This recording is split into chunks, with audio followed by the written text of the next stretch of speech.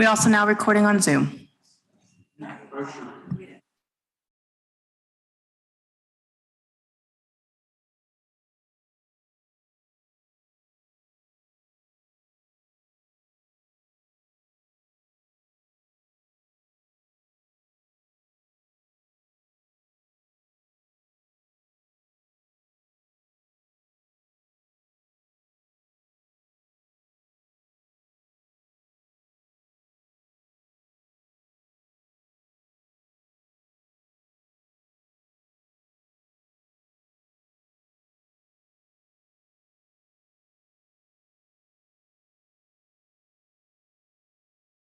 If there are any directors in the attendees, if you could please raise your hand, that'd be great.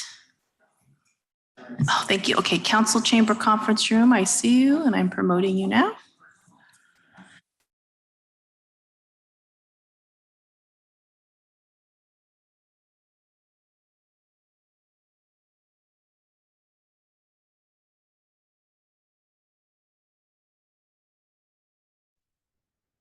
Can you hear me okay? Yes, thank you. Okay, thank you.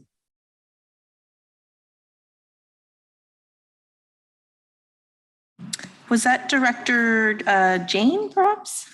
Yes, Director. Oh, Jane. okay, yes, I see you now. Thank you.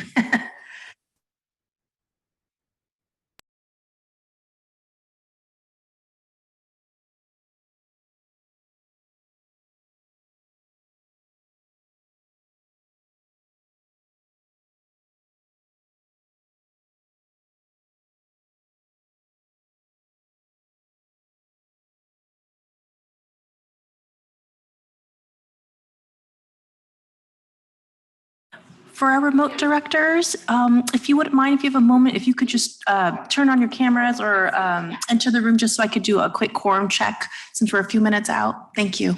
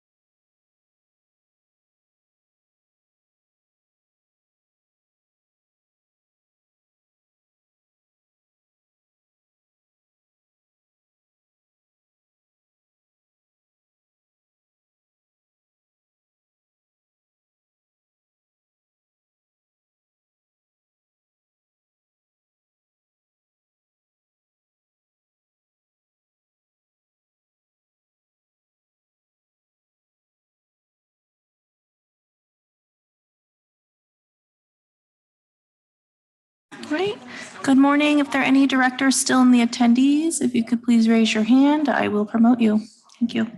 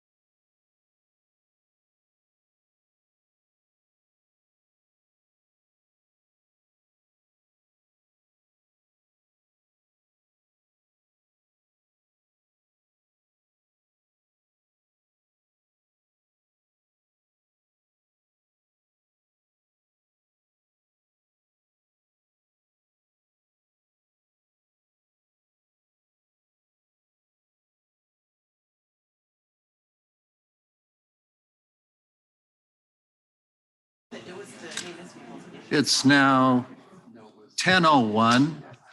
I'll call this meeting to order. Anyway, we got a plan. That's why I was like. Welcome to the board meeting for the Capital Corridor Joint Powers Authority Board of Directors. Please note today's meeting is an in-person meeting in the San Francisco Bay Area Rapid Transit District Boardroom at 2150 Webster Street, with an option for participation via teleconference. Please note that board members participating via teleconference are all doing so in locations posted 72 hours in advance of the meeting that are open and available for public participation. You can download the agenda and presentation materials at www.capitalcorridor.org/CCJPA-board. All speakers, including the CCJPA board and staff, are requested to announce their name as they begin to speak. That'll help me as well. Thank you.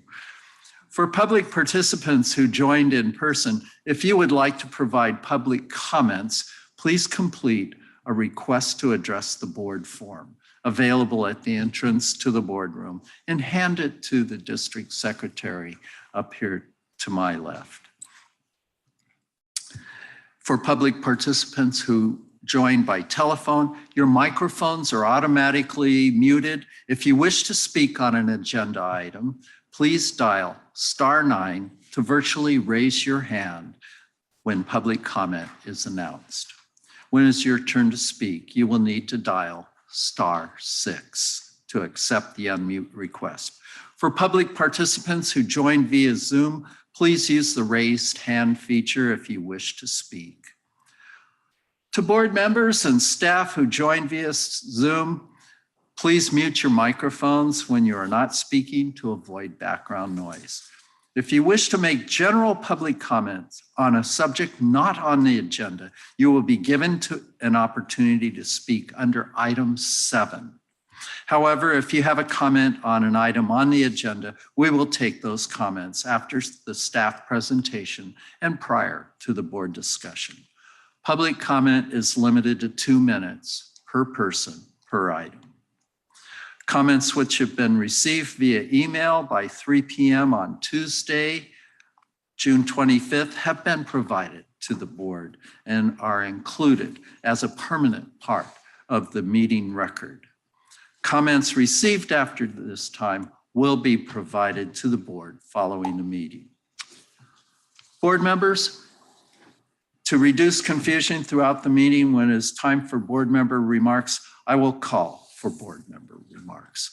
I will speak last. In interest of time and to provide an opportunity for equal participation, please keep your comments concise.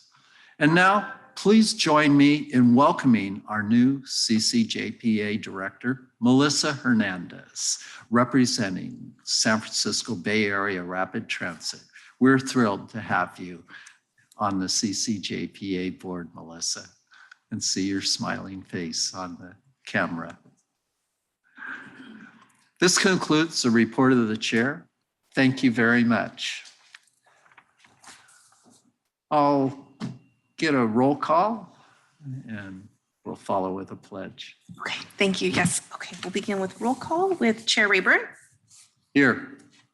Vice Chair Howdeshell, Here. Director Allen, Director Byrd, Here. Director Byrd. Thank Here. you. Director Chapman, Here. Director Daniels, Director Dufty, Here. Director Freericks, Here. Director Melissa Hernandez, Present. Director Alma Hernandez, Director Holmes, Director Holmes, You'll be here. in a Director. minute. Oh, thank you. Director Jane, Here. Director Lee. Here. Director Maple. Here. Director Saltzman. Here. Director Torres. Director Lololi, Director Kennedy, Director Dowden Calvillo, Director McConnell, Here. Director Stallard, And we have one director who I think just joined. Director Torres present. Thank you. Director Torres, we have a quorum, Chair Rayburn. Thank you. I really appreciate all of your prompt attendance. Director Dufty, would you please lead us in the pledge? My honor, thank you. I pledge allegiance to the flag of the United States of America and to the republic for which it stands, one nation, under God, indivisible, with liberty and justice for all.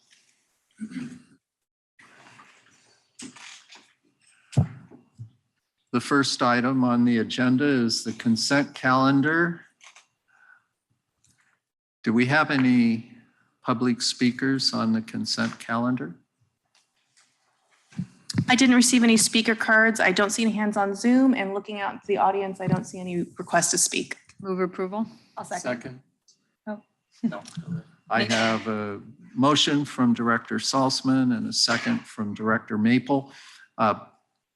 Any discussion? Please call the roll. Yes. Oh, Okay. Chair Rayburn, yay. Vice Chair Howdeshelt, Yes. Director Allen, Director Byrd, Yes. Director Chapman, Aye. Director Daniels, Director Dufty, Yes. Director Freericks, Aye. Director Melissa Hernandez, Aye.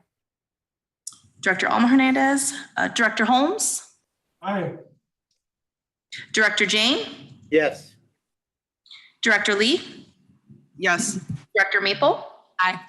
Director Saltzman, Yes. Director Torres, Aye. Director McConnell. Aye. Thank you. The motion carries unanimously. Thank you very much, everyone. We'll next turn to item 5, which will be the meat of the agenda today. It's a public comment period for the South Bay Connect Draft Environmental Impact Report. The estimated time is for the presentation will be about 15 to 20 minutes. Would you care to carry on? Rob Padgett here, Managing Director. I'll introduce Shirley Chen, who has been our project manager for this project. And for those who are listening today, we do plan to give the same presentation we've given at the last 2 public meetings held over the last couple of weeks. We will be documenting any of those comments that we hear today and including those in the final. If your comments are more than 2 minutes, we have a lot of other methods of giving comments and we encourage people to do so. So we are in listening mode today and appreciate everybody's time. With that, I'm going to turn it over to Shirley Chen, who will give a presentation of the project. Thanks, Rob, and good morning, directors. This presentation will give a project overview of the South Bay Connect project and also give a little overview of CEQA, what it is and what is covered, what topics are covered within the draft EIR document for South Bay Connect. And this presentation has more introductory information about the Capital Corridor, just in case for anyone who's listening online or in person who may not be familiar with the Capital Corridor. So we are the Capital Corridor Joint Powers Authority, and we're the managing agency of the Capital Corridor Intercity Passenger Rail Service that serves the Northern California mega region from the Silicon Valley to East Bay to Solano County to Yolo County, all the way up to Sacramento and Placer County. And we provide passengers a convenient, reliable, and comfortable alternative to driving on congested freeways.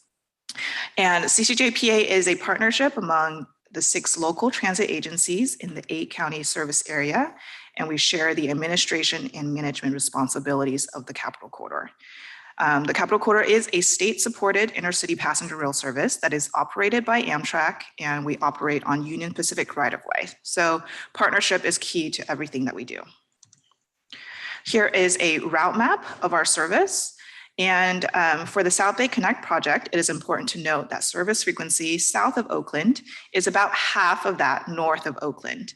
And regular scheduled trains operating south of Oakland is about between 6 a.m. to 10 p.m. So there is a difference in the types of in the frequency of service that we serve along our corridor. All right, here I go with the project overview. The South Bay Connect project is intended to create a more efficient and reliable passenger rail service and reduce rail travel time between Oakland and San Jose.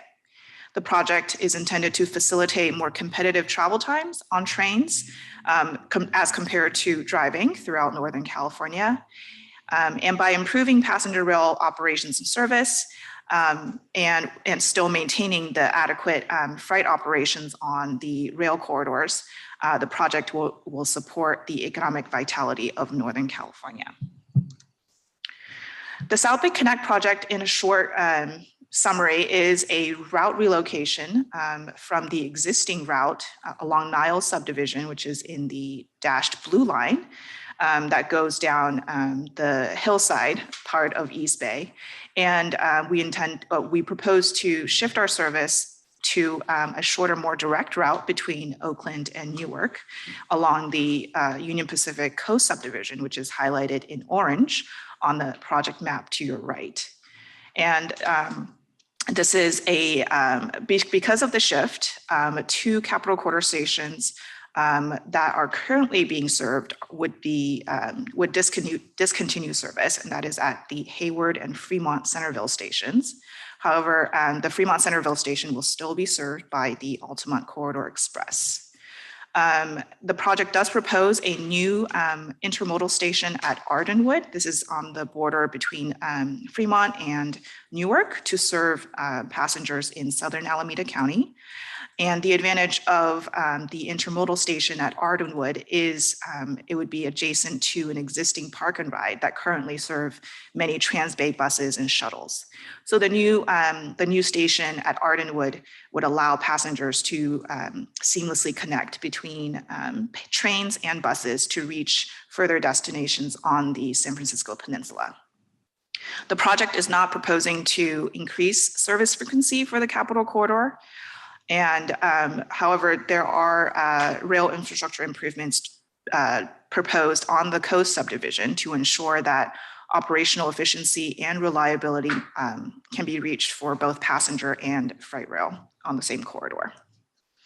And it's important to note that all rail infrastructure improvements must be approved by the Union Pacific Railroad, who owns the coast subdivision.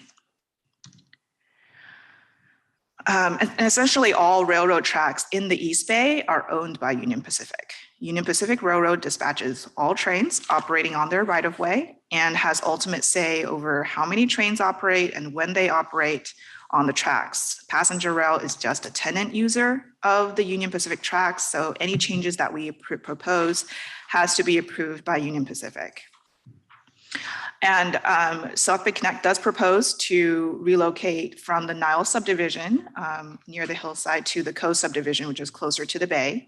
And as you can see on the map to your right, the Capital Corridor currently operate on the Niles subdivision in the line highlighted in yellow. Union Pacific operates freight trains on all of the subdivisions, as you can see in the red lines. The coast subdivision is currently used by the Amtrak Coast Starlight. This is the Amtrak long distance train that operates 2 trains per day.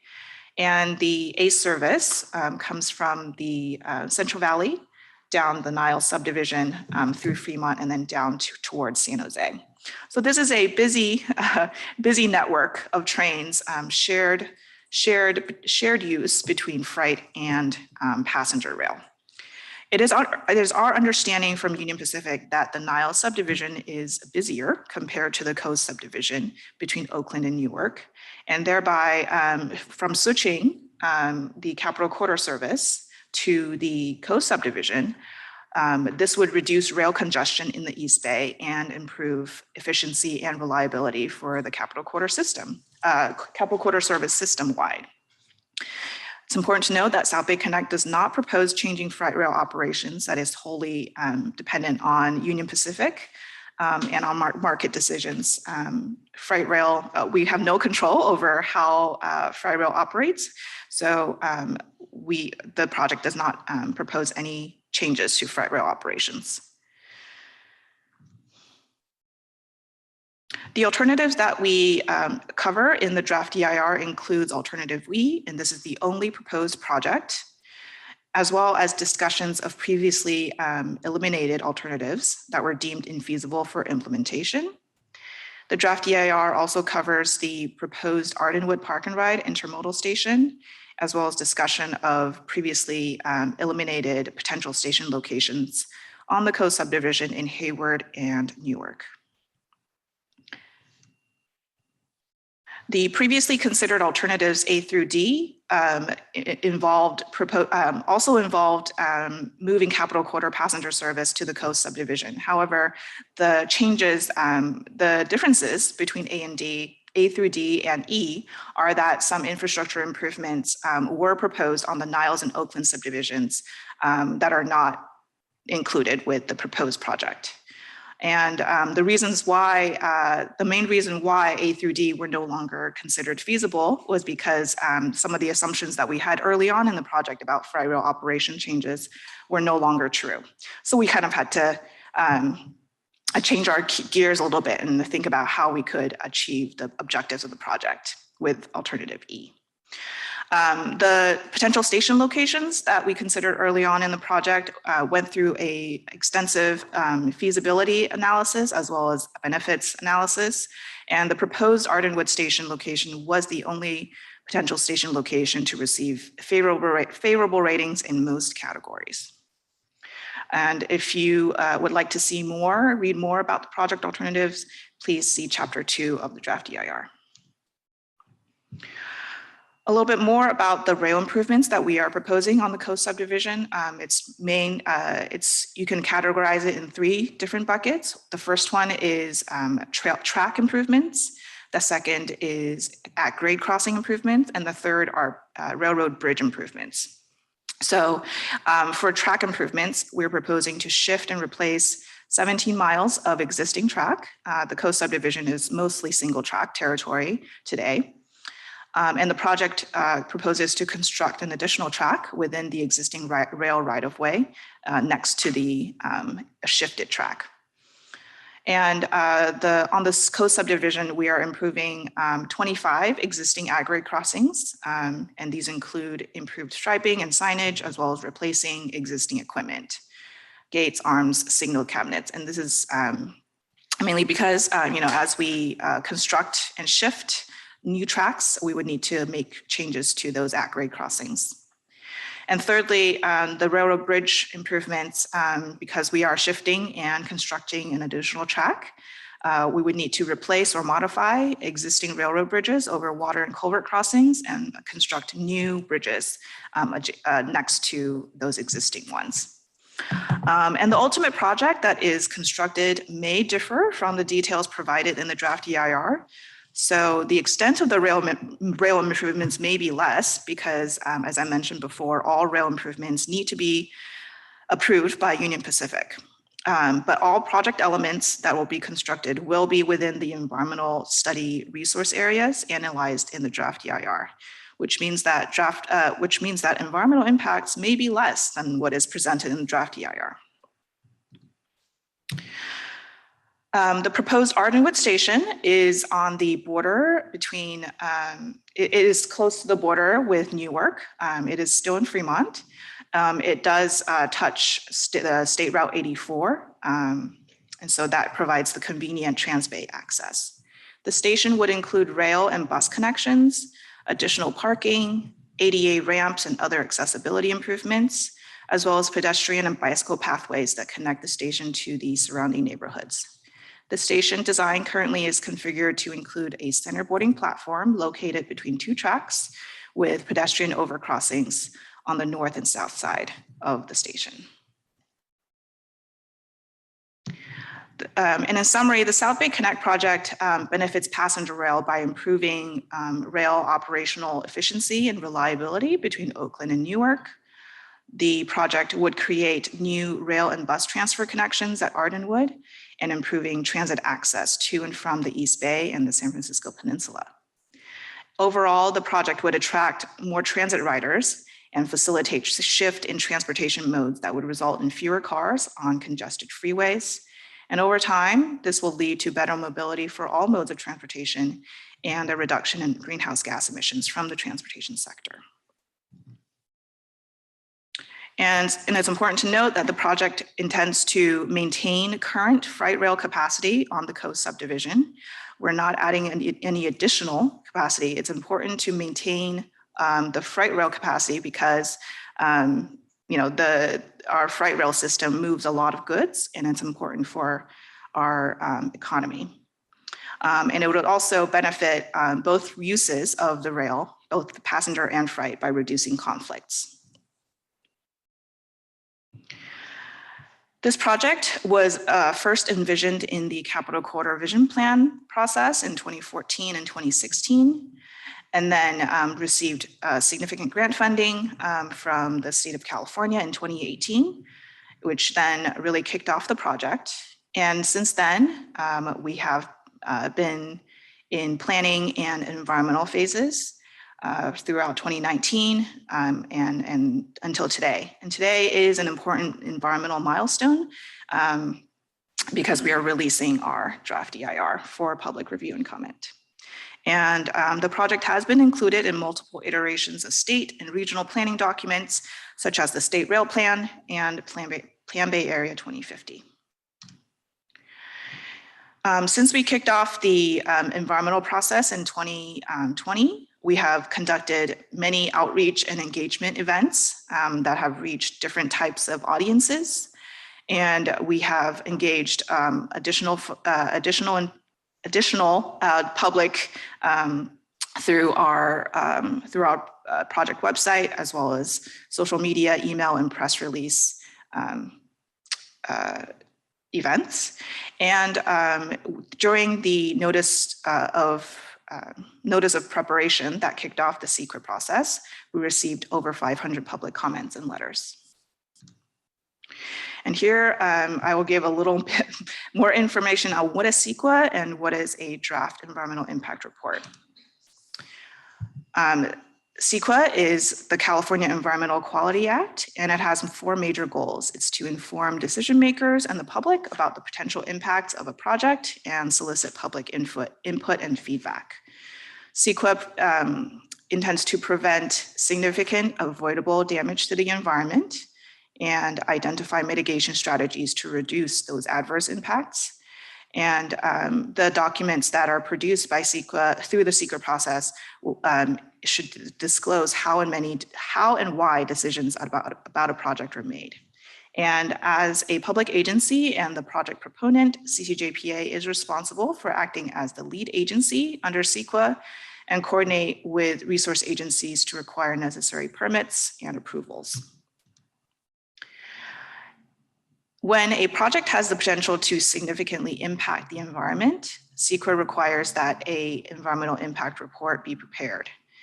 As part of the EIR process, outreach to solicit public input is required, including during an early project scoping period and later during the draft public review period, which is now, prior to the lead agency deciding whether to approve a project. An EIR is an informational document used by decision makers to approve a project. CEQA does not require technical perfection in an EIR, but rather adequacy, completeness, and good faith effort at full disclosure. The notice of preparation kicked off the scoping period in mid 2020 on June 29th. And following that, we have been very busy with preparing the draft EIR. And now we are here in the draft EIR phase, where a 45-day public and agency review and comment period is active. After the conclusion of the public comment period, the project team will review all of the comments that we have received and prepare responses to those comments, as well as revise any relative or any parts of the EIR that needs to be revised and present a final EIR to the CCJPA board for final decision. And that is tentatively set for November 20th, 2024. The South Bay Connect draft EIR document analyzed 22 different natural resource topics, as you can see on the slide here. I won't go through all of these. And the important takeaway message is that no adverse impacts were identified that could not be reduced to less than significant with mitigation incorporated. The draft EIR also identifies beneficial impacts, such as reduction in greenhouse gases and health-related air quality emissions during operations. Some of the terminology that is used in the draft EIR findings are the comparison made between existing environmental conditions and then post-project conditions to identify areas with potential for significant environmental impacts. Mitigation are best management practices and feasible avoidance, minimization, and/or compensatory mitigation measures that must be considered to reduce impacts to the extent possible. And mitigation commitments from the EIR, as well as any future agency permit requirements, will become a mitigation monitoring and reporting program that will be implemented during construction and operations. And the levels of significance that are mentioned in the EIR, no impact is NI, less than significant is LTS, and then significant impact but mitigatable to a less than significant level is S-M. This is just a summary of the resource impacts that were presented in the EIR. And as you can see, there are some resources that that have mitigation proposed, and that is aesthetics, air quality, biological resources, cultural resources, geology, soils, and paleontological resources, hydrology and water quality, noise and vibration, recreation, tribal cultural resources. And 2 additional resources were analyzed in the EIR that are not specifically required by CEQA, and those 2 are environmental justice and sea level rise. For environmental justice, we evaluated whether there could be disproportionate or adverse impacts on low income or minority populations. And our findings were that the project benefits are community-wide, including low income and minority populations, because we are improving transit access and passenger rail service to underserved communities. And the project would also reduce air pollution. For sea level rise, we evaluated whether potential sea level rise impacts on the proposed project within some sea level rise resource study areas, that's the RSA. And those areas include areas that are within the San Francisco Bay Conservation and Development Commission's jurisdiction. And our findings were that based on projected sea level rise elevations in 2050, some parts of the resource area may be prone to potential inundation within the 100-year tide event and will require design measures to mitigate for potential impacts. The project kicked off with the notice of preparation in 2020, and we are here with the draft EIR for public review. And we intend to wrap up with a final EIR by the end of this calendar year. The anticipated design and permitting and construction timelines are shown on the graphic. However, it is important to note that project timeline is subject to change pending funding availability and other external factors. The public comment period started on May 29th and is going to go until July 15th, 2024. And there are many ways to provide public comments on the project. The first is to submit a comment on our project website. And that is where you can also review the draft EIR, as well as a list of community repository locations where you can access the draft EIR. The second way to provide comment is by making verbal comments. We have already conducted 2 virtual public meetings. Those were within the last 2 weeks. And you can also make a verbal comment at this CCJPA board meeting today. There are also a hotline, a project hotline that you can call to leave verbal comments, as well as write to us at our address. That's 2150 Webster Street, 3rd floor, Oakland, California, 94612. All comments received on the draft EIR will be included in the final EIR and be considered in the development of the environmental analysis in the final EIR. Oh, sorry. This is another slide that shows our email address, the project email, as well as where you can write to us via mail. And now this is an opportunity for the public to provide comments on the South Bay Connect draft EIR. This is not an action item for the CCJPA board, but staff will come back again at a later meeting to present the final EIR and ask the board to take formal action on the project. And while we are not going to respond to any comments or questions today, they will be recorded and will be responded to in the final EIR. And just as a reminder for those commenting, we are allowing 2 minutes for verbal comments. If your comment is longer than 2 minutes, we encourage you to submit written comments or leaving a verbal comment via our project hotline. Thank you. Thank you, Shirley. What a thorough report of a report. The draft environmental impact report's 815 pages long, and you've presented us with a very accurate representation of the findings.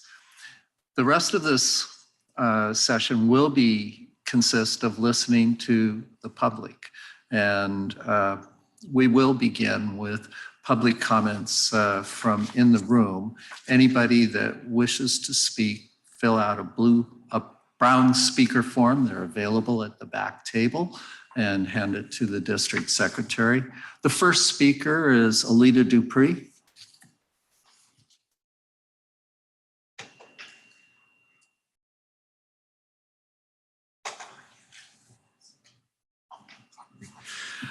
Thank you. Good morning to Chair, Robert Rayburn, and members. Alita Dupree. For the record, she and her with Team Folds. Good report. I'm getting up to speed with this. I have some experience with Capitol Corridor on the south side, and the current route is convoluted and slow. And there is precedent to this type of work, a more direct route. I think of the Point Defiance bypass in Washington State that opened to the public in late 2021. There's a very big story behind that. Not going to go into that all here. But I am looking for a more direct trip to go between here and San Jose. And I think it's a win-win for us to shift our service to a less congested and straighter corridor, which should afford us higher train speeds. And hopefully a day will come where this will open up greater levels of frequency, because there is a very large gap in midday between Oakland and San Jose, which is an impediment to many people in being able to use the Capitol Corridor in the middle of the day. There are other methods, but they require transfers and don't have quite the convenience of Capitol Corridor. But I think this could certainly be complementary, along with the BART to Silicon Valley Phase 2 and the ACE service, which I have not taken. But to offer more options is valuable. You can ride within New York City on buses and the subway and commuter rail. We can have that here too. Thank you. Thank you very much for your comments. I don't have any other speaker forms in the room. Do we have any online commenters? Yes, we have a couple hands raised online. Let's please go to those. Again, you have 2 minutes. Okay, going first to Mike. Mike, please go ahead. Good morning, Michael Andrew Barnbaum in Sacramento, California. Wanting to comment on the South Bay Connect report delivered by staff today.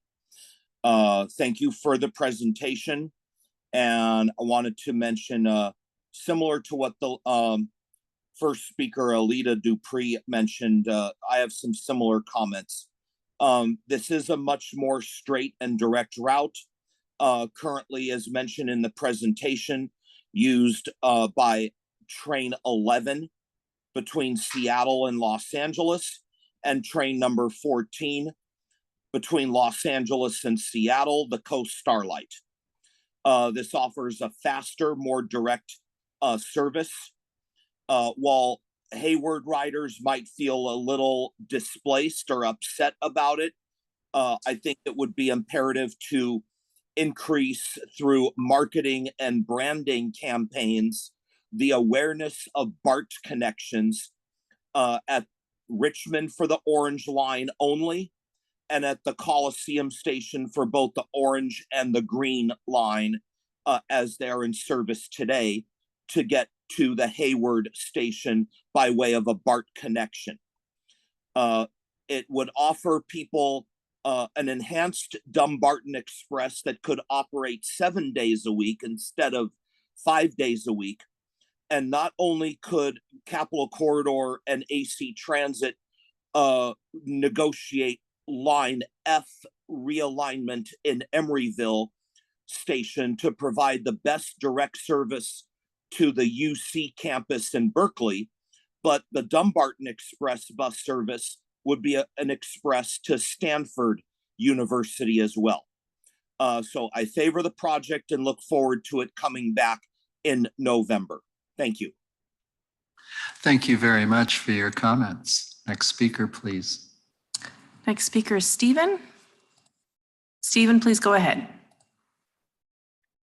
Can you hear me okay? Loud and clear. Fantastic. My name is Stephen Lotz and I live in Fremont.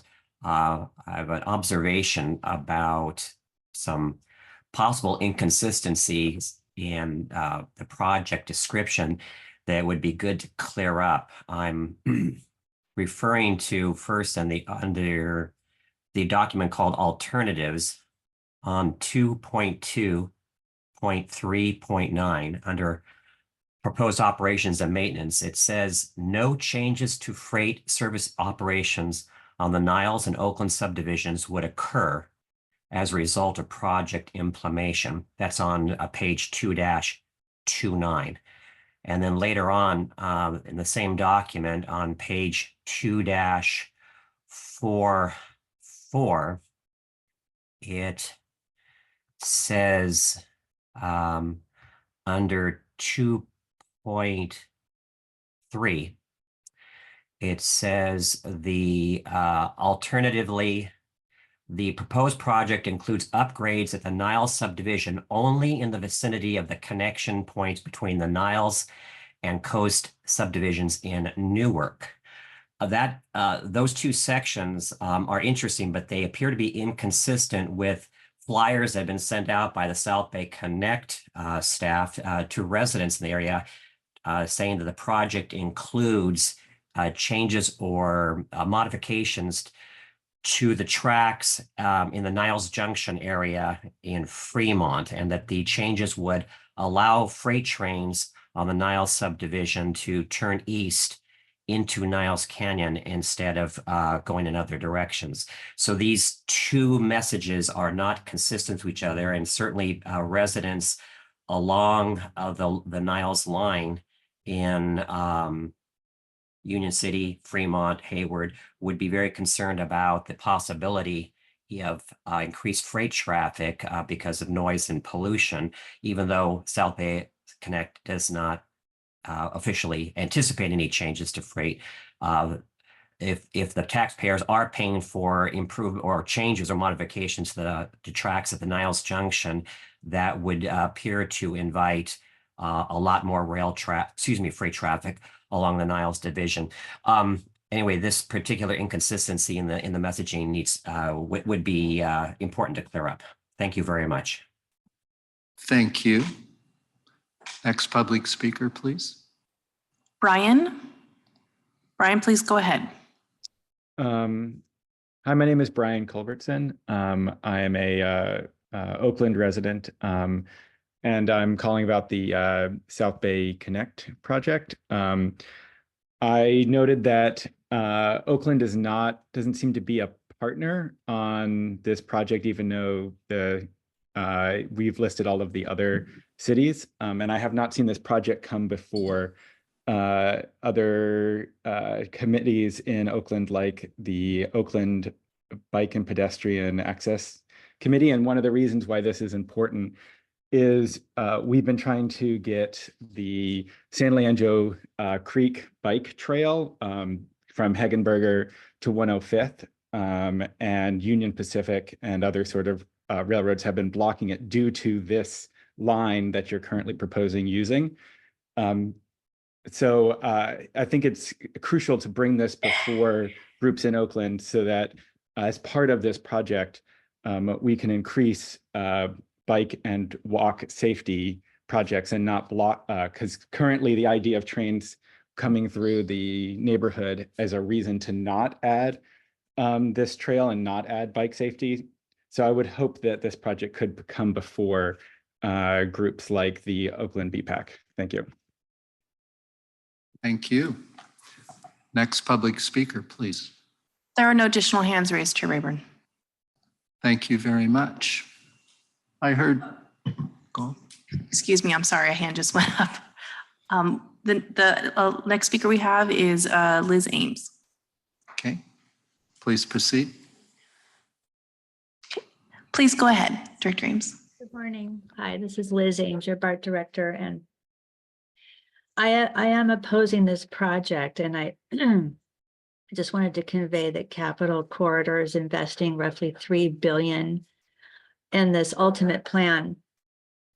And right now, with $1 billion, you're trying to create a goal of cutting 13 minutes off the commute time between Oakland and San Jose. The ultimate goal from Oakland to San Jose is actually, $3 billion. So that translates to $230 million for every minute of commute time saved. Yet you're adding, if you add a single stop along the Capital Corridor, such as in Hercules or Hayward off of Highway 92, you would negate much of that potential time savings. So the project also is risking the potential for slower train speeds, more service interruptions, and track damage with the coastline proposal, because that's subject to sea level rise. So I don't think it's important to focus on the coast when you've got these potential risks that aren't being accounted for in the design of the project. The agency, CCGPA, has a 2016 vision plan that also proposes to increase freight train traffic up to 60 trains per day through communities of concern without mitigation, such as including underpasses or overpasses, which are more enhanced grade separations. So this is a significant impact to disparate communities of concern, and I would hope that this project would include grade separations along the Niles and Oakland subdivision and the coastline as well. Thank you so much. Thank you. Do we have any other public speakers? No additional hands raised. Thank you very much. I'll turn to any comments. Did you see? I'm so sorry. As soon as I say that, hand goes up. I apologize. Flexible. This is a hearing on this matter, and we'll take public comments. Okay, so our next speaker is Vency, and if there are any other speakers, if you could just raise your hand, that way I know when we're concluded. That would be great. Thank you. Thank you very much. Okay, Vency, please go ahead. Good morning. I apologize. I wait until the very last minute. My name is Benzie, and I'm a resident in the Ardenwood area. I oppose to this project based on a few reasons. Well, first of all, CCJP has keeps emphasizing there will be a increased demand in ridership, which I don't agree, because I mean, okay, with the shifting and discontinuing of the Hayward and the Nile station, all commute will be focused in the Ardenwood area. I mean, there are no plans for assessing or connecting these riders to the new stations. So this is of my concern. And on top of that, I mean, there hasn't been any analysis on any traffic impact for shifting and discontinuing those two stations and rerouting all these riders to the new stations. My other concern would be environmental, because the state regional park is very close to this proposed station. But according to the EIR, it seems that the project study area is only 500 feet from the project footprint. Which doesn't seem to include the regional park. And I want to see how this new proposal would impact the park as well. In terms of land use, it is my other concern, because I mean, Ardenwood is completely residential. It's between low to medium residential. And I wonder how this will benefit the community.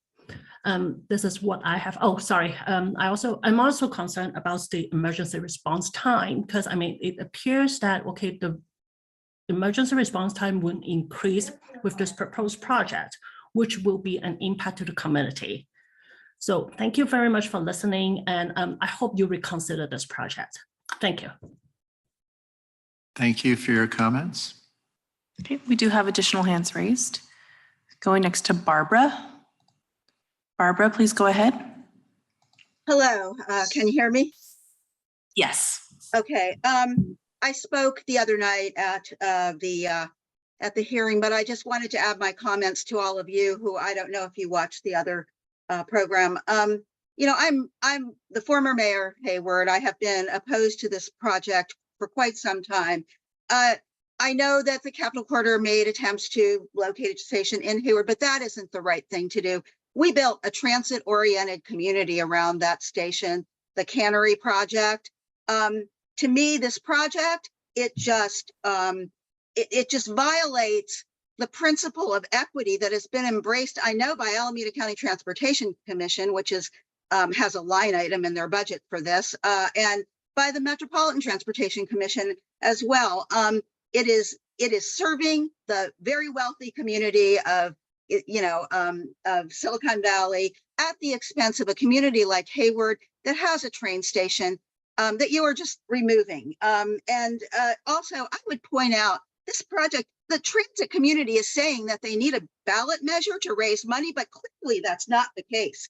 If $1 billion can be spent, and you know it will be more than that by the time it's over, on a project like this, just to move trains from one track to another one close to a shoreline that Hayward is one of the earliest communities to do a plan to combat sea level rise. And what we are proposing just in the Hayward shoreline area is going to cost $1 billion. So I think this project at the very least should contribute considerably to that. But I'm a little disjointed this morning, but I just want to tell you how strongly I oppose this project. And you should come to Hayward and listen to us. We will have a meeting. We will invite you. And I hope that you will come listen to our community and what we have to say about this project. Thank you. Thank you. The next speaker is Justin. Justin, please go ahead. Hi, my name is Justin, and I live in the Ardenwood district here in North Fremont, District 1. And as a community, we are all concerned about this project. We were not properly informed about this project until someone posted about it last week. So that's why you don't see a whole lot of residents here addressing this concern. There's a huge unhoused population living right where this proposed Ardenwood new train station is going to be.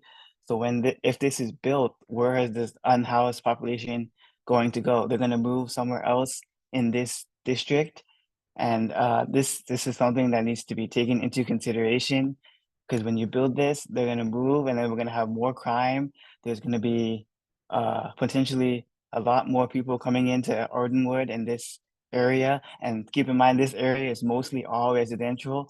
We have like 5, 6, 7 HOAs, and most of them are not informed of this project. So there needs to be better public outreach regarding this project. So I encourage you all to oppose this project and meet with the 5 to 8 HOAs, and so we can get a better understanding of this project. But currently, I and many of my fellow residents oppose this project. Thank you.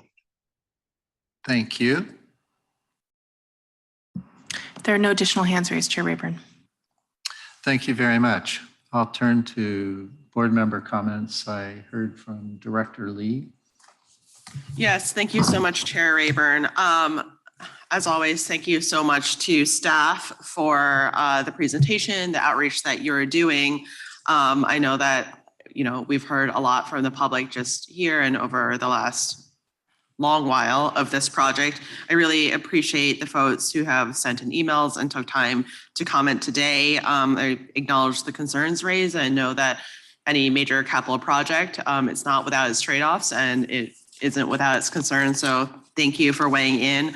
One thing for staff, I would recommend that future presentations, if you could include more info on what the actual mitigation measures are. I think that would be helpful just to educate us. It sounds like you'll have to be bringing this before us again at a future meeting for the actual EIR approval. So if you could do it in that presentation, that would be appreciated. The one issue I did want to lift up, I do appreciate the additional information about the at-grade crossings and some of the things that we've learned as Capital Corridor in other parts of the service that we run. But I did want to lift up the issue that the public commenter Brian had mentioned. My understanding is that this was also brought up at the Oakland Bicycle Pedestrian Advisory Committee last week. But can you talk a little bit more about what is being done for the bicycle pedestrian crossings along the corridor? Thanks for the question, Director Lee. So we are conducting this as a public hearing today, so we need to take all the comments and inform people at the same time. So we'll include your comment and respond to that appropriately in the document. Okay, so I would say. Just to clarify real quickly, it's a little bit of a confusing answer. So my understanding of the council we've been given on how we have to follow CEQA procedures is we have to respond to everybody at the same time. And right. Because we've had 3 separate public hearings, we would have to respond to everybody with the same information. So we'll do that in the formal document. So any other comments, we'll include those as formal comments in the document. I understand. Does that apply also to JPA board members in the moment right now? Let me do a little research and I'll get an answer for you as quickly as I can.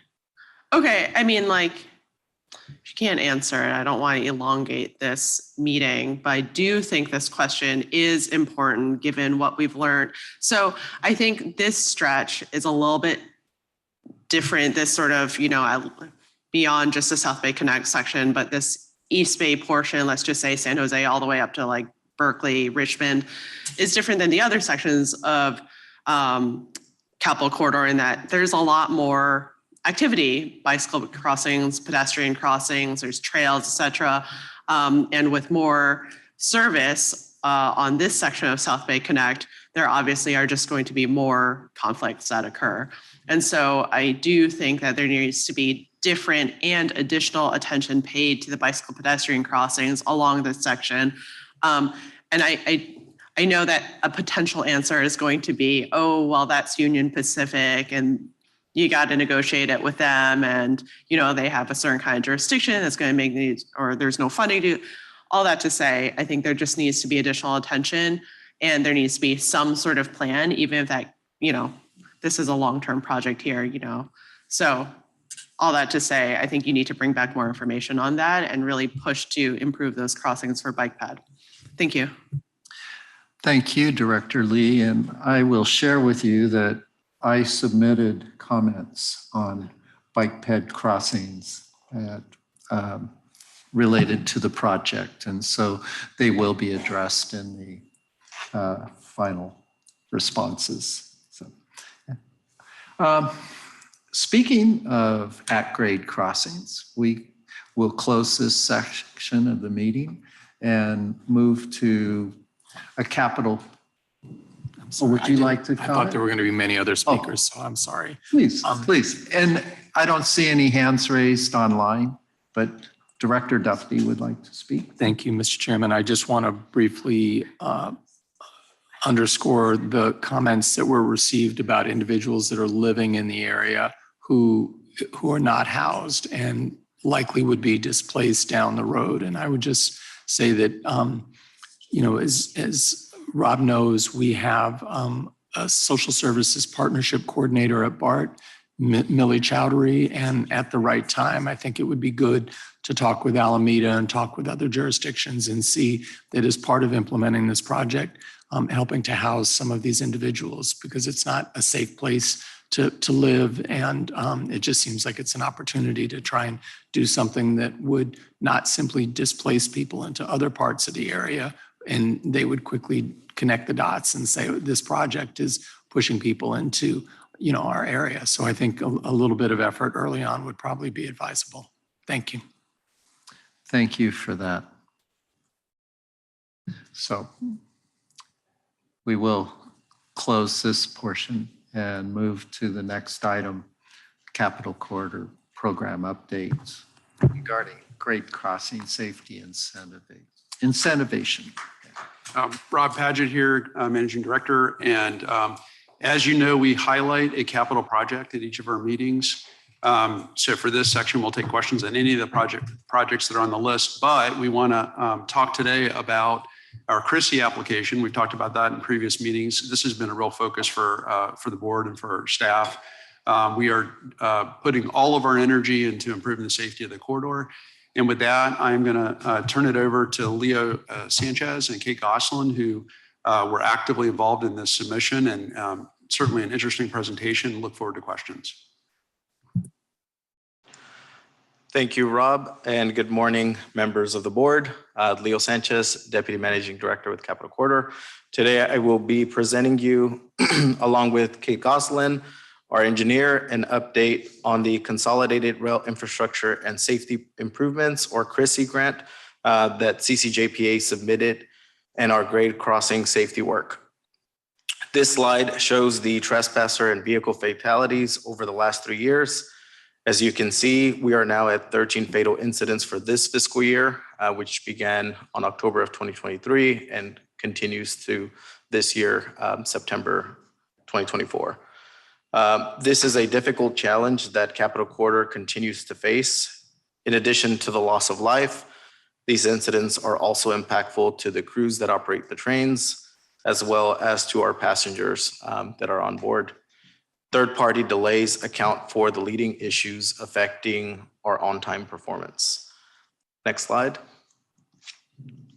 As an overview of Capital Corridor's right-of-way and safety security program, on the yellow bullets are the 5 key initiatives that we are currently working on. These are the Union Pacific Railroad right-of-way safety and security program, the right-of-way data analysis and mapping, California Operation Lifesaver, Grade Crossing Safety Incentive Program, and this CRISI Safety Improvement Program application that I'll be covering. Next slide. Now I would like to share more details about one of our most recent initiatives, which is the CRISI Safety Improvement Program application that was submitted last month, led by Kate Gosselin, our engineer. Shown on the right is a heat map highlighting the highest rates of fatalities, injuries, and other safety incidents. Also shown are 3 priority areas that make up the program. In order of priority, Oakland Jack London to Fremont needs 9 miles of fencing. Richmond to Emeryville needs 4.5 miles of fencing. And Fairfield Vacaville to Sassoon Fairfield needs 3.5 miles of fencing. In total, the application included 17 miles of high security fencing, totaling about $25 million. Included in this program is a study on the effectiveness of fencing as a deterrent and evaluation of additional measures that can be taken to improve safety along the corridor. Next slide. This slide shows 3 pie charts and break down the right-of-way safety improvement program priority areas. The green is Oakland, Jack London to Fremont. The blue is Fairfield, Vacaville to Sassoon, Fairfield. And the purple is Richmond to Emeryville. The gray is the rest of the Capital Corridor route. The chart on the left shows a proportion of each of the priority areas, track mileage compared to the total Capital Corridor route.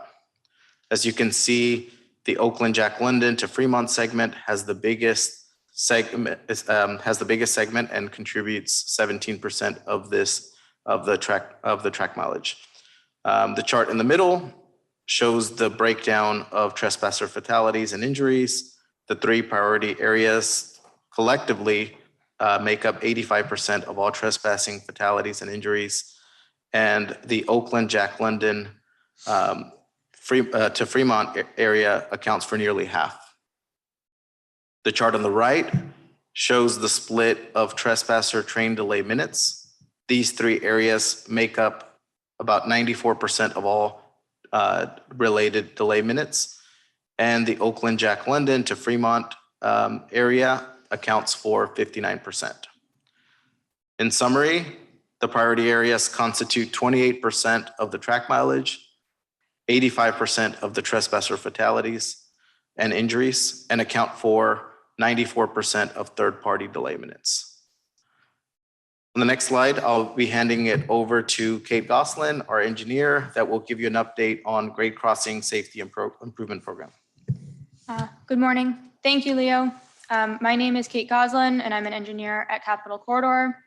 Adding on to Leo's overview of safety projects and programs, I will be giving you a brief update on our grade crossing safety incentive program. In November 2022, you all authorized the development of the grade crossing safety program. And back in September 2023, I gave you all an update, and we've made progress since that update. So let's get into it. As I said then, grade crossings present an important opportunity to improve safety. Making safety improvements to grade crossings requires coordination between the California Public Utilities Commission, the railroad, and local road authorities. CCJPA's Rail Safety Incentive Program aims to help bridge gaps between these entities to help realize our shared goal of reducing fatalities and injuries throughout the communities along the corridor. Next slide. Our grade crossing program offers technical support and collaboration to our partner local road agencies to identify, plan, and pursue projects that enhance safety at grade crossings. We're offering our local road authorities up to $50,000 value in consultant assistance to begin to develop grade crossing improvement projects. Nearly half of our crossings are already being improved through other programs we are engaged with, including planned grade crossing improvements in the city of Roseville, the city of Dixon, and throughout many communities in Alameda County, to name a few. The remaining crossings that do not have planned or ongoing improvements are eligible for technical support through participation in this program. Next slide. We've conducted extensive outreach to the cities and counties along our corridor and have collaboratively identified assistance tasks for 13 jurisdictions across 18 crossings. We're helping these agencies at various stages of project development, including with tasks such as high-level crossing safety assessments and project prioritization, cost estimating and conceptual designs, requests for proposal development and guidance, and reviewing existing project materials. We are continuing to work with our partner local road agencies to identify possible assistant needs and working on those tasks as appropriate. We are engaging with the Union Pacific Railroad and CPUC to help us ensure the assistance we are providing is best utilized to advance high-quality safety improvement projects. Thank you for your time. That concludes my presentation, and I believe we will take questions now. Thank you very much. Before going to the board, I'll first see if we have any public comments. I didn't receive any speaker cards. I don't see anyone in the audience wishing to speak, but the hand just went down. So I don't see any, the hand just went up. We do have a hand on Zoom. Please proceed. All right, we'll go first to Prasad. Please go ahead.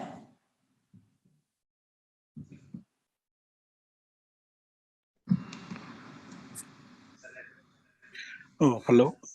Can you hear me? Yes, we can hear you. Yes. Yeah, hi. My name is Prasad Kundi.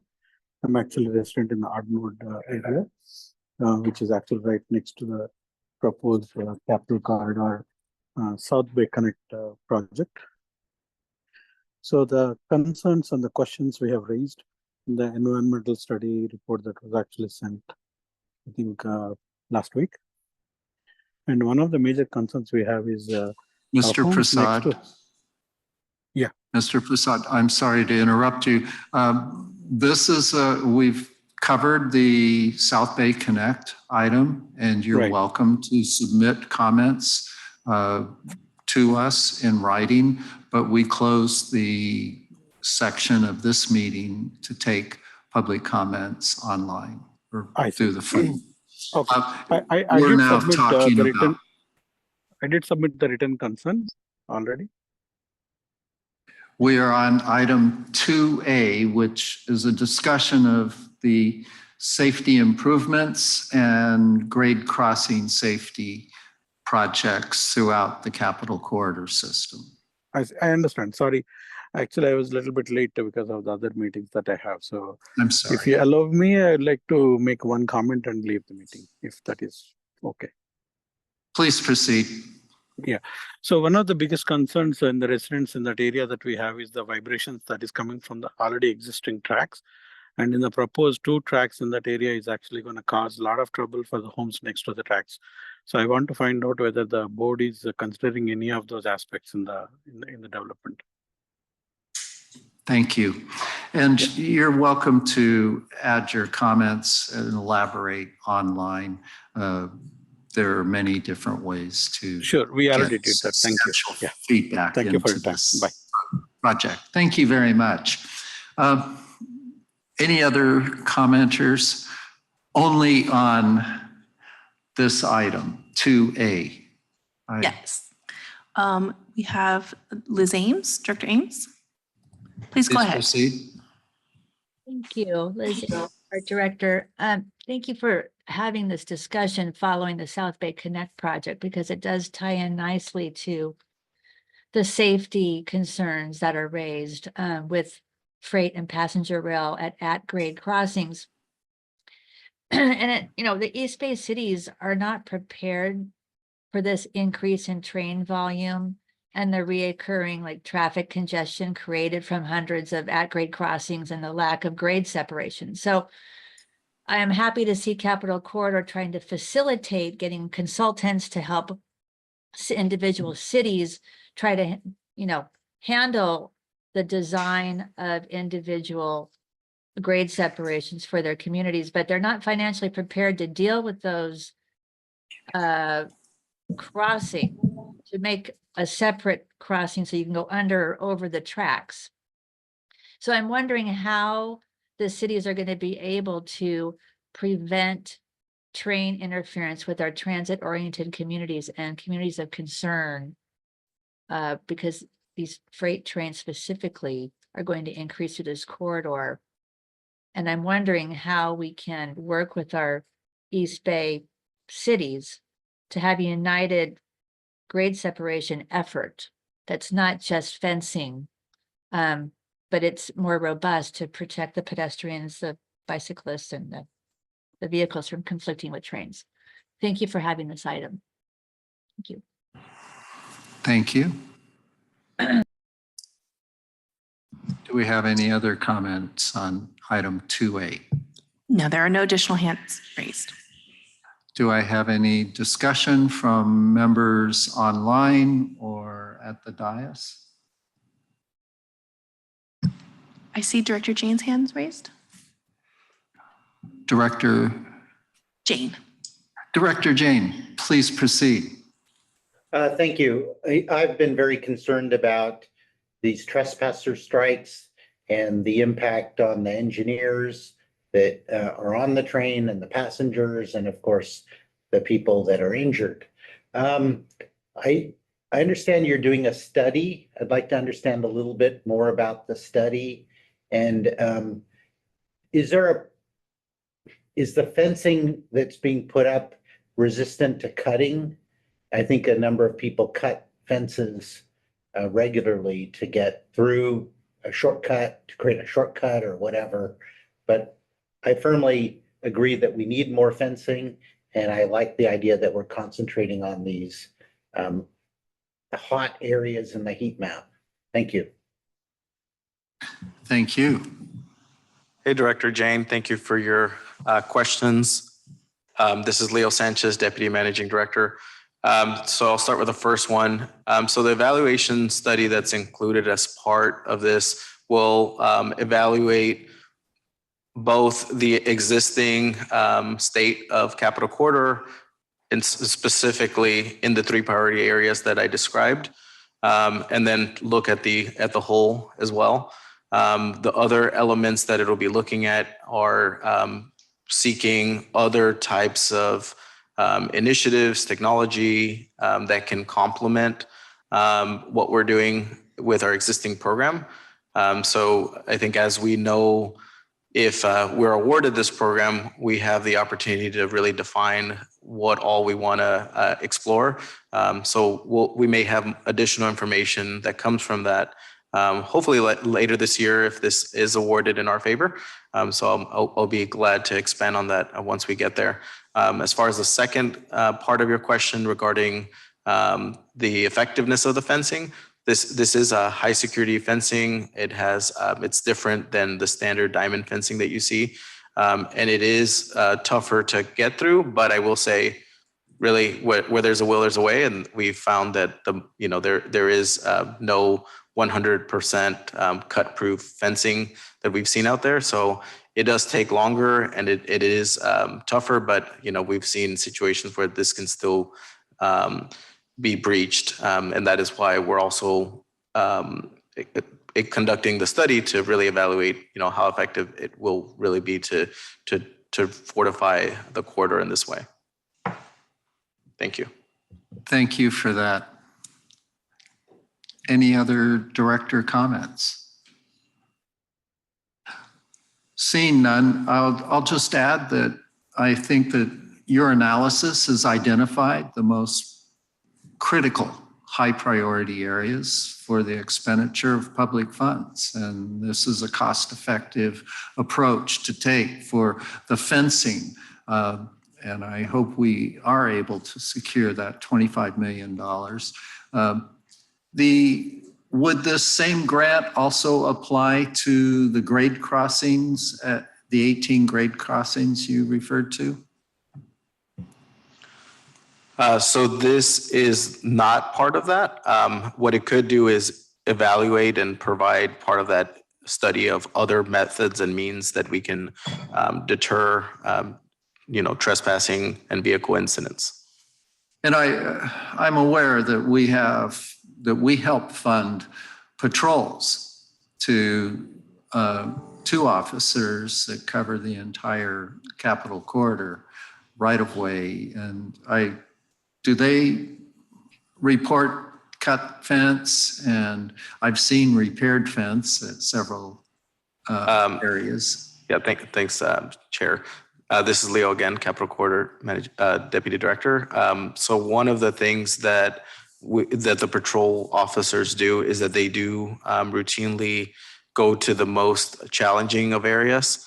And if they observe that there are areas that are breached, then that is part of what they'll take back to another person that's actually on their team and direct the contractors to get out there and repair that fencing.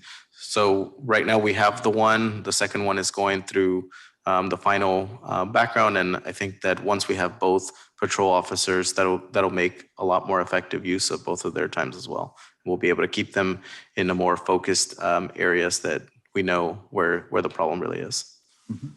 And do you also deploy the concrete barriers to keep vehicles from driving into the right of way? And I've seen some horrific incidents with abandoned vehicles on our tracks. So there is a mix of different components of deterrence for both trespassing pedestrians and vehicles. There are some barricades, and I will say even some barricades are often moved. So we are looking at just about every type of means and method that we can to try to mitigate these type of safety incidents. And briefly regarding the at-grade crossing improvements, I recall getting a report on 4 crossing improvements in one of the highest areas on your heat map around the Fruitvale Station in Oakland. And what's the timeline on those 4 grade crossing improvements? I don't know if you know if you can answer. I don't have that answer now, but I can get back to you on that. Thank you very much. I would appreciate it. I'll close this item and we can move to any of the other item 2B, which is all of our capital projects in the portfolio. I'll flag that I noted there are changes in some of the cost estimates, particularly on areas around the Great America and Santa Clara stations that have gone up considerably in the past 6 months, just comparing numbers from earlier reports. Can you elaborate on what's behind the growing costs on? Yeah, thanks for the question, Rob Paget, Managing Director. So what we do in that summary of capital projects is we continue to update those throughout the year. So some of those projects have updated cost estimates based on more current design. I will just comment broadly. I think we're all aware of a lot of the inflationary pressures. They have been quite high, particularly with materials related to rail. So we are hoping that tempers in the coming years as it has in the general economy, but we are seeing lots of cost escalation in rail capital projects. Thank you. Any other comments? I see no hands raised. And so I assume nobody wants a report on any particular item in the portfolio. Do we have any items on item 3, legislation and funding update? Yeah, I'll be very quick. Rob Paget here again. Very quick on this. Your packet includes a summary of where we are at the state and federal level. I do want to point out some really good news that we have on the funding for intercity rail. We, as I talked about at our last meeting, we were hopeful that we would see an increase in the allowed amount for intercity rail. We're fortunate to have a fund source that is identified for intercity rail, but we had a cap. Even though the funds were available, we had a cap that limited us to $131 million across the 3 services in California. That cap is likely to be increased. I know we're not to the final signed budget, but it's on both the assembly side and the governor's side. And the good news about that, we do expect with that increased funding that we are likely to get sufficient funds from CalSTA to be able to go back to full service in likely early 2025. We will keep you posted until the ink dries. I want to say, leave a little bit of caution there, but we're quite optimistic about how the budget year looks for intercity rail in California. Increased service is definitely exciting news. Absolutely. Thank you for that. Do you have a managing director's report? I think we need public comment. Do we have public comment on the last one? Yes. Ask for public comment first, yes, before we move on. Any public comment on legislation? I don't see any requests to speak in the audience or on Zoom and no speaker cards, but I do see Director Torres's hand raised. Director Torres, please proceed. Hello, greetings. I waited to ask my question because my question for item number 1 was more about the funding regarding the South Bay connection. So how are we going to secure the additional 75% for the South Bay connection? I know that we have 25% funded, but thanks for the. Oh, sorry. That's okay.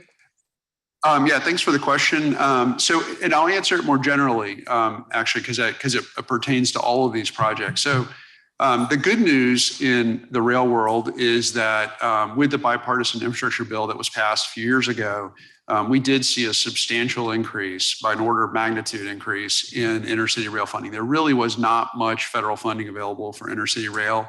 And in California, we have relied on state dollars for a long time to fund a lot of our rail projects. We have seen an increase even in California. A lot of it's focused on reducing greenhouse gases. But in just the last several years, we also now have federal dollars available. So what that means is that we can compete for those federal dollars. They're all discretionary dollars. So that means that our projects will need to be competitive with other projects across the country. So with everything we're doing, we're going to look for opportunities to leverage the state dollars with federal dollars. I will just say on the specific South Bay Connect, stay tuned on that as we move into later phases of the project. We're going to certainly look at some of those federal resources to continue to fund it. Great, yeah. Thank you. Great, I appreciate that. And the other one is I wanted to save my remarks for this item. So I just, I am, you know, I hope that we can address the concerns from the folks who called in regarding the HOAs who were not contacted regarding the track realignment. I think it's important. I mean, by no means, you know, saying that we should be against the project. I think community engagement is of utmost importance. And you know, if those folks are listening, my whole life in living in and around downtown San Jose, my backyard has been railroad tracks. So Caltrans and VTA and Amtrak, and you know, it is very important for our neighborhoods to be connected.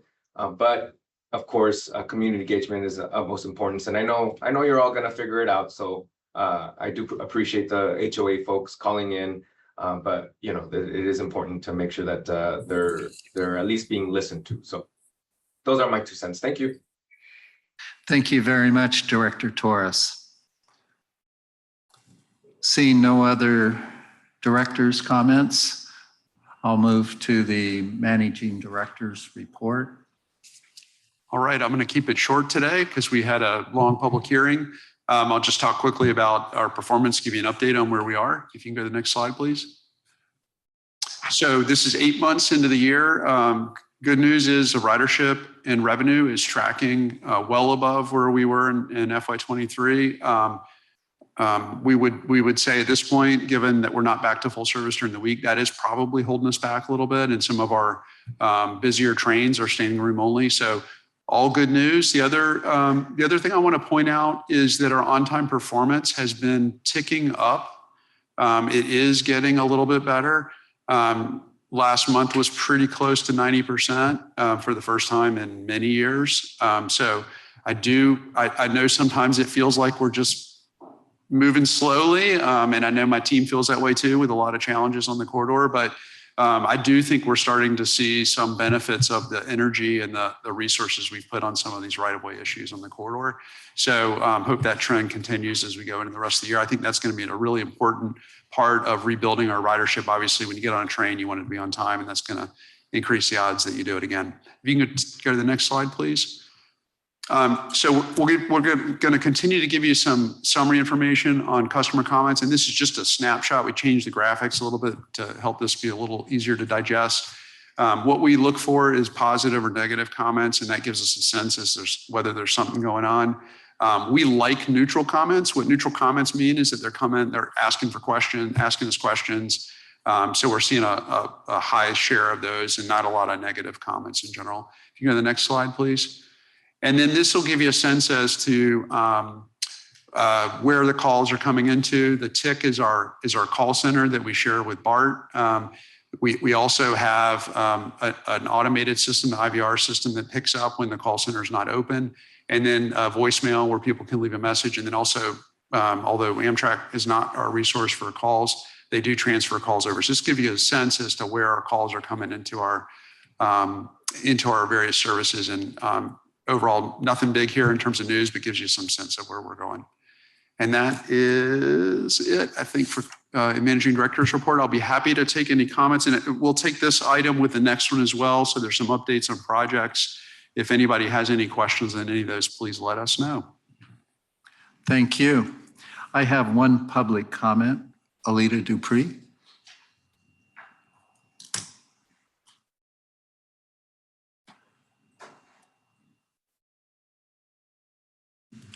Thank you, Chair Robert Rayburn and members. Alita Dupree for the record, Sheen Harwood Team Folds. Good brief report. I will have to look up the phone number. Thank you for the clarification, because sometimes I've called the Amtrak number and they don't really know about Capitol Corridor. Looks like overall we're getting good comments coming in. Didn't see much in the negative part. According to our revenue, it looks like we are pretty fare dependent. 46% of our revenue is fares. And don't know what it was like before the pandemic hit, but we are one of those railroads that is fare dependent, and hopefully that doesn't come back to hurt us, just as we see where BART used to have 70% fare recovery, and now it's much lower. And so we want to do the best for our Capitol Corridor and make sure that we have the funding in place and to get people back on the trains so we can someday have the full service that we used to. Thank you. Thank you. Any other comments? Yes, we do have a speaker online. So we'll go to Mike. Please go ahead. Welcome, Mike. Hello, thank you. I just want to say thank you, Rob, for that presentation. It was great to ride the service on Sunday to the 1974 World Series reunion between the game between the Twins and the A's. It was also great to have the ability in real time and during your experience to live text staff what was really happening on the ground and what the results of what happened as a result of a matter regarding an engine, a matter regarding an equipment swap, the transfer of train passengers from one train number to another, extending a train from Coliseum to San Jose that would normally not go to San Jose under normal circumstances, and then getting results directly from Amtrak's customer relations department, providing transportation certificates and awards for the amount paid of a one-way portion of a trip, of a round trip, as a result of what they looked up based on a person's alphanumeric reservation or code, and to say, yeah, okay, we see what happened. Thank you for providing your name, reward number, and locator identifier. You're going to be awarded $29 for future travel with us. And that was very thoughtful of them to do that. Thank you. Thank you, Mike, for your comments. Any other commenters? There are no additional hands raised. Thank you. So I will again ask if there's any interest in a report on any program or project updates listed under item 5. Any directors wish to see? Let me see if I can see everybody's hands. Seeing none, that brings us to any board director reports, item 6. Any comments? Seeing none, we'll move to public comments. Alita Dupree, would you please approach the podium?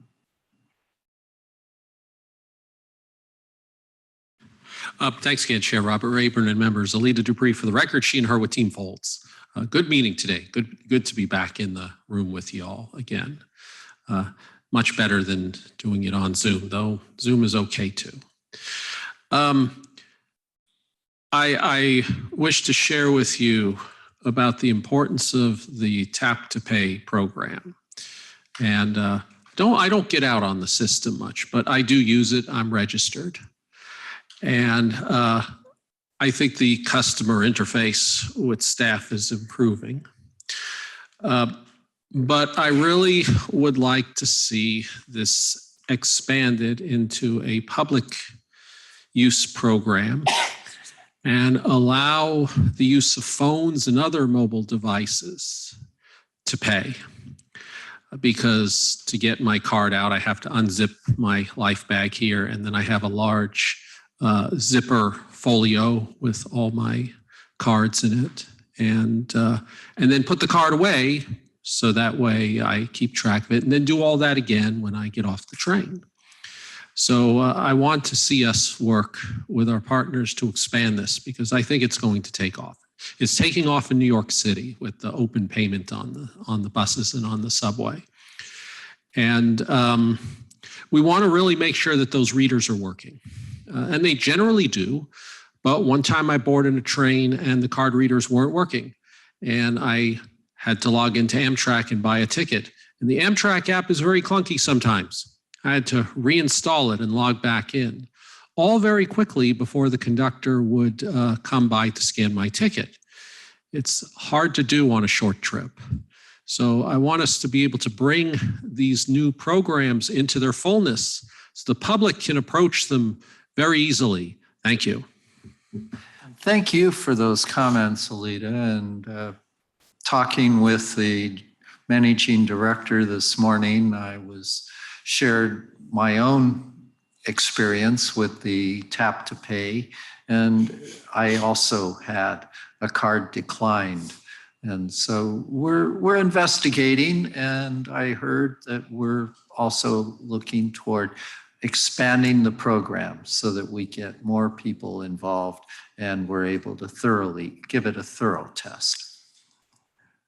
So that brings us to, without any other public comments, to the adjournment. And our next board meeting will be September 18th at 10 a.m. at the Solano Transportation Authority Boardroom in Suisun City. I look forward to seeing everyone there. Thanks again for participating today. Thank you, Chair. Great. Excellent meeting. We're out Very efficient. early. Hey, you never know. I never-